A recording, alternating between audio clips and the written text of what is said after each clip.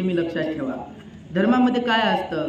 धर्मामध्ये आत्मा असते, मोक्ष असतं, देवांची पूजा असतं, ही लोकांची अपेक्षा असते. त्यांच्या धर्मामध्ये असं सांगतात की देवाने आम्हाला निर्माण केलेला आहे, देव हा ईश्वर करता आहे, देवच हा करता धरता आमचा ईश्वर आहे, असं धर्मामध्ये सांगतात. परंतु भगवान बुद्धाने आपल्या धम्माला धर्म का असं म्हटलं नाही? धम्मच का म्हटलं? भगवान बुद्धाने धर्म म्हणायला होतं. कसं काय? त्याच्या मागे एक कारण आहे. कारण भगवान बुद्ध म्हणतात की धर्मामध्ये जास्तीत जास्त वेद, यज्ञ, देव, आत्मा, नरक, स्वर्ग, पुण्य सर्व त्याच्यामध्ये येऊन जातं. पूजा करायचं, नवस करायचं, बकरं कापायचं, हे सर्व त्या धर्मामध्ये येऊन जातं. म्हणून भगवान बुद्धाने आपल्या धर्माला स्वातंत्र्य दिली. म्हणजे स्वातंत्र्य धम्म म्हणजे भगवान बुद्धाचं ते म्हणजे धम्म. धम्मामध्ये आपण काय शिकणार आहोत? धम्म म्हणजे काय हे तुम्हाला माहित आहे का? धम्म म्हणजे एक ज्ञानाचा मार्ग, सत्याचा मार्ग म्हणजे धम्म. त्याच्याने ज्ञान प्राप्ती होते म्हणजे धम्म. बुद्धांचा धम्म, बुद्ध आणि त्यांचा हा धम्म. आपण रोज म्हणतो की बुद्ध आणि त्यांचा धम्म, आज इथे वाचन होत आहे. परंतु बुद्ध आणि त्याचा धम्म म्हणजे धम्माचा अर्थ काय हे तुम्हाला माहित आहे का? भगवान बुद्ध त्याला धम्म म्हणून समजतात, तो धर्मापासून मूलत भिन्न आहे. म्हणजे भगवान बुद्ध ज्या धर्माला धम्म म्हणून समजतात ते धर्मापासून खूपच अलग आहे, खूपच भिन्न आहे. धर्म आणि धम्म हे याच्यामध्ये लागू होत नाही. कारण धर्म अलग राहिला आणि धम्म अलग राहिला. तुम्हाला इतर कुणाकडे गटला का तुम्हाला धम्म म्हणून?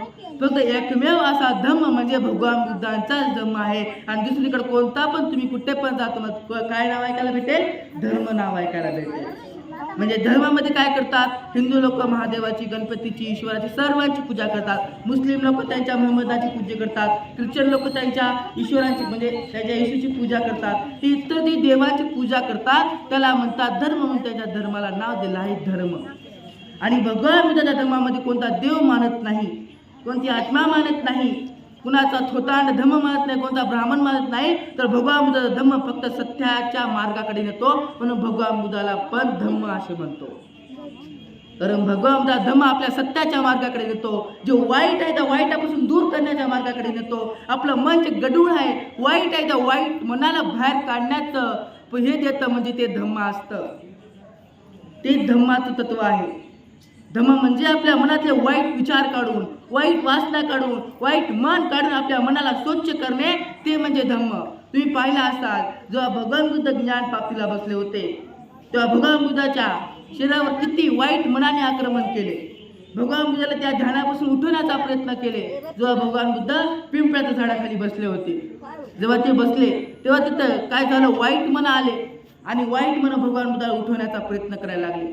ते म्हणाले, उठ, इकडे बघ, इकडं ढगाचा गडगडाट होत आहे, इकडे बघ तिकडे काहीतरी वाजत आहे, इकडे बघ कोणता तरी साप आलेला आहे. असं वाईट म्हणा भगवान बुद्धावर असे आक्रमण करत होते. कोणते कोणते राक्षस आले मनातले वाईट ते भगवान बुद्धाच्या शरीरावर आक्रमण करत होते. परंतु भगवान बुद्ध त्या वाईट मनाला काय म्हणले? अरे म्हणा, अरे मला तू किती छळ, किती काय कर, परंतु माझा निश्चय आहे की ज्ञान प्राप्ती करण्यासाठी ज्ञान प्राप्ती करूनच मी उठेल. म्हणजे माझं मन कुठं आहे? सर्व खऱ्या मनावरच आहे. तू किती माझ्या मनामध्ये वाईट वासना भर, माझं किती मन इकडे तिकडे भटकण्याचं कर, परंतु माझं मन फक्त माझ्या ध्यानावर राहील. म्हणजे आपल्याला कसं करायचं आहे? तुम्हाला असं म्हणायचं आहे, तू आपल्या वाईट मनाला म्हणायचं आहे, माझ्या वाईट मना तुम्हाला कुणीकडे मी भटकव, मला इकडे कुत्र्याकडे भटकव, इकडे ढगाकडे भटकव, परंतु मी तुझ्या वाईट आक्रमणांना भिणार नाही. कारण माझ्या मनामध्ये धम्म आहे आणि मी भगवान बुद्धाचा धम्म आहे काय बसलो आहे. म्हणून माझं खरं मन इथेच मी केंद्रित करीन, माझ्या खऱ्या मनावरच केंद्रित करीन. असा आपण निश्चय लावला पाहिजे भगवान बुद्धासारखा. त्याला म्हणतात धम्म. धम्म म्हणजे आपलं मन एकाग्र करणे, मनाला एकाग्र करणे आणि मनाने काम करणे. आपण जे करायला बसलो तेच केलं पाहिजे, इकडे तिकडे ध्यान लावलं नाही पाहिजे. त्याला आपण आज धर्म बनवू. असं जर होत असेल तर त्याला काय म्हणायचं? आज धर्म म्हणायचं. जर तुम्ही आज इथं सर्व चित्त ऐकला, सर्व आपलं मन धम्माकडे लावला, तर तुम्ही उद्या उभं टाकून सांगू शकाल की अरे काल धर्म झाला होता आणि आज धम्म चालू आहे. मी पहिल्यांदा विचारलं की काल काय सुरू होतं, तरी ते कोणीच काय बोलणार, शांत बसले होते. म्हणून भगवंत म्हणतात की सर्व मन जरी ते असेल, तुम्ही 1 वर्षाने जरी विचारा तरी सुद्धा ते मनुष्य सांगू शकेल की त्या काळी त्या तारखेला कोणता धर्म चालत होता, काय चालत होतं. परंतु काल इकडे तिकडे मन वळत असतात. एकाचं मन घराकडे असेल, एकाचं मन आपल्या लेकरांकडे असेल, एकाचं आपल्या घरकामाकडे असेल, एकाचं असेल आपल्या उद्या काय काम करत त्याच्याकडे असेल. म्हणून तुमचं अर्धचित्त इकडे राहिलं आणि अर्धचित्त कुठं राहिलं, आपल्या व्यावहारिक जीवनामध्ये राहिलं. त्याला आपण अधर्म म्हणू. भगवान बुद्ध म्हणतात की धर्म म्हणजे आपलं मन स्वतंत्र करून घेण्याचा धम्म असतो. जास्त स्वतंत्र मन करून घेण्याचा धम्म असतो.